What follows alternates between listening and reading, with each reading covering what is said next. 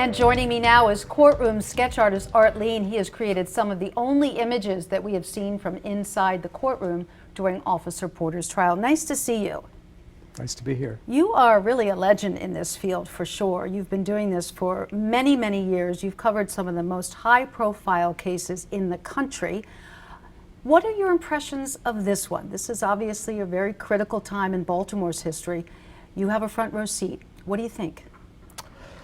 Well, it's, you know, I live in Baltimore, so it means a lot to me, the outcome. I think that Officer Porter, when he took the stand earlier this week, did an excellent job. I don't know what the outcome will be. I would not want to be on this jury. I'm amazed at how quickly this trial has gone. Just 2 weeks, and we're already at closing. I think many of us are surprised. Let me talk to you about the jury, because obviously in your sketches, as we can see, because we're not identifying jurors, the sketches that you have do only show an outline of the faces, but you're able to see the faces. So what can you share with me about how they seem to be reacting, and specifically how they reacted to Officer Porter's testimony?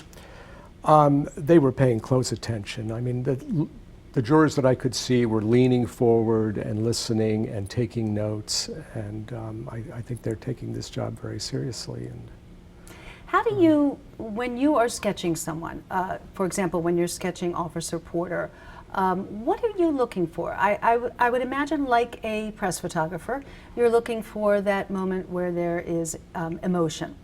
How would you describe his level of emotion as he's been sitting in the courtroom and as he was on the stand?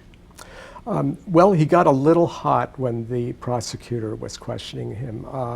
I missed the direct testimony because I was in D.C. covering the Supreme Court and had to rush to Baltimore when he took the stand. He did this, for the most part, he was very composed. He showed a little bit of emotion. He gestured a little bit, and I kept waiting for him to do it again, which he didn't. You